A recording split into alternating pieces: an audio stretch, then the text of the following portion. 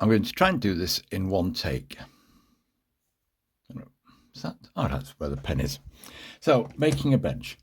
And what we've got to start with is a piece of plywood, which is of rectangular form, and some pieces of, I think it's some like 4x2. And the idea is to fasten the 4x2 onto plywood.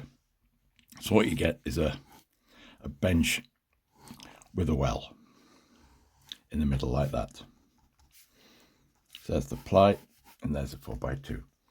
Now, then we need to attach some legs to the bench.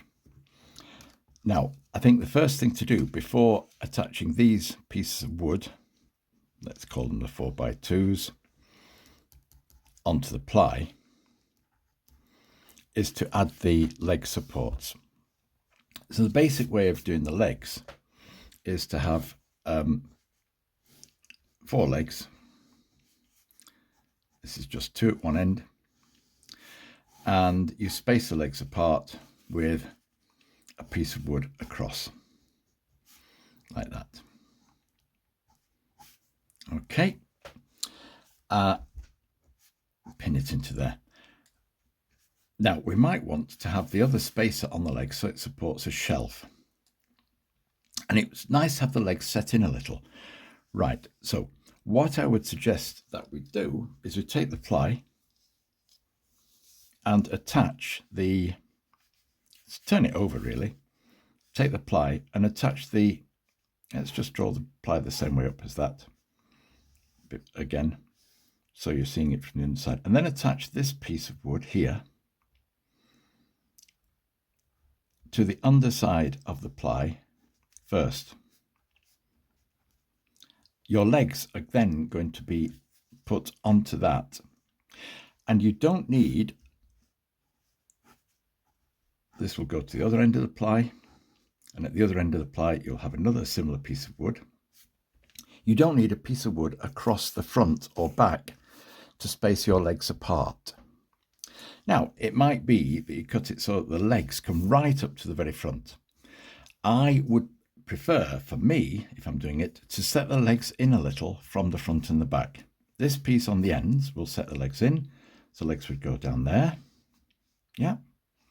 But if this piece is shorter, a bit shorter, and the legs are set in, it leaves room to add a stringer lower down without the stringer projecting beyond the front edge of the bench when you put the top on. So step 1, attach these pieces to the bench. When attaching the legs, set the legs in a little so they're not right out to the very edge here, but they are set in. I don't know how I would draw that on here, but let's set the legs back so that they're not right up to the front, this front edge of the bench, back by about an inch in whatever it is, imperial measures. So there's the legs. Now, we don't need to attach the legs at this time. What I'm saying is we're attaching these end pieces through the top of the ply, and then what we can do is attach the 4x2s before the legs are attached by screwing up into the 4x2 from below, and maybe along the length of the 4x2, just 3 or 4 screws just to hold it onto the ply, so it's tight onto the ply. So let's just go over that again. Step 1, attach these end pieces. You can screw down through the ply. If the ply is about 1/2 inch, you only need inch and a half screws for that. Then attach the 4x2s by screwing up from underneath the ply into the 4x2. Obviously you can't get them up at the very end, but that's not a problem. If it was a problem, you'd do that later. Set the legs in a little bit from the end. I'm not quite sure how that's coming out on the video, but so it's not, the legs aren't right to the front edge of the bench, and also from the back. Set the legs in a bit so they're not right out to the very end. Now, let's pause while I just draw the bench at that stage and then show what I think might be the next steps. Now, it doesn't matter, we've done the top of the bench, got the bench top made. Here it is with these pieces on and possibly screw in from here. Remember, the legs set in a little bit from the ends by about 1 inch. Then we've got the other things that hold the bench, the legs, in their position. And I am going to suggest that what we do for those is put them on the inside of the legs, not the outside. Across like that. So it goes across the inside of the legs. The reason for this is because it might be that what we want to do is put a shelf. And if this is on the inside, I think it just makes it a little bit easier for putting the shelf across. It's entirely up to the bench builder. You may want to put it on the outside. But these pieces here, let's call them piece C and D, are going to be about 2 inches shorter than these pieces up here because the legs have been set in a little bit. Now, what we do need is a stretcher across to keep the legs out. And we may, because we want it to be a very sturdy bench, put some diagonals on. So it might be that across this edge, what we do is put a diagonal piece of wood on there. We could put a diagonal piece of wood on the other side, just to make it super strong. An alternative diagonal piece of wood that I've used is you just put a panel on the ends, and the panel on the ends stops things falling off. So you put a panel of wood on there, and the panel might be, if the bench is freestanding, it might provide you with a place to hang things. You could put some hooks on the end for some hanging of tools on the end if you want to do that. Now, this piece that comes across to hold the legs vertical as you're looking at it from the front, what I would do with that is set it again the thickness of some pallet wood below this at the front. Let me try and explain why I would do that. So it comes across the front to here.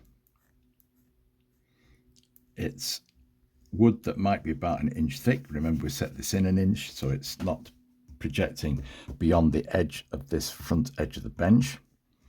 It goes along there. And the reason why it's set slightly below this is so that then what you can do is put some strips of wood along this way, and as you build them up, the top level of these pieces of wood is level with these end bits. I hope that's clear. I'll do another diagram which hopefully will help to do that. Just from the front, legs coming down, piece across, legs coming down, piece that goes across on there, and the front piece is along a bit lower down. That's a piece that's strapped across to hold the legs out that properly. And then what you do is you can put some wood across there. So you've got a shelf, and that top here is level with the top of these scraps of wood that you put across from front to back. And if you happen to have a piece of plywood, it doesn't need to be very thick because look, it's well supported on these. You can put a piece of ply across there and you've got your shelf. But it means that the top of these pieces which are going across, nailed into here or screwed into here, is level with the top of those pieces which are holding the legs apart. You do this piece front and back, and then at the back only a diagonal piece across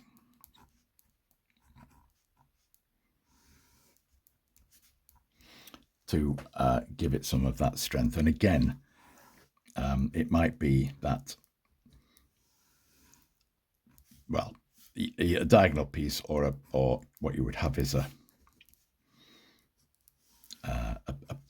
a board across the back, but a diagonal piece. So this is now, if you're looking at the back of it. Okay, so let's just look at that one, if I can see it. There's your bench top. Ply. What's that? 2x4 wood on the top of the ply. Those are the pieces that go along, which are added to this before the top pieces, added to the ply first. Your legs are attached into here, but set back a little bit, set back so that there's room to add these diagonal and flat bits along here. That piece of wood there, a similar piece, is put between the legs down here. But that piece down here, put on the inside. The only reason I put it on the inside is because it provides support for the shelf. You could put it on the outside, but it doesn't want to be as long as the top piece because the legs are set in. So it's 2 inches shorter than the top pieces. Nothing wrong with setting it on the outside, because you can still have a shelf going across and extending beyond the length of that. That then is my suggestion for the construction of a bench. Then, if I go back to this image of the bench, we add onto the front of the bench with the jaws just below the top of the bench a woodworking vise. It might mean that in order to add the woodworking vise, it's necessary to add another packing piece of wood, but you don't want the woodworking vise jaws projecting above this wood here. You don't want them projecting above it. You want them just below it. And if the woodworking vise has got some wood timber inserts in it already, the timber inserts level with the top of the bench. And the woodworking vise, talk to people in the shed, are they left or right-handed, which side do they prefer? But generally, woodworking vises are on the left-hand side of a bench, but there might be that for some people who want it on the right-hand side. So there we are. I'll take stills of those and make them available.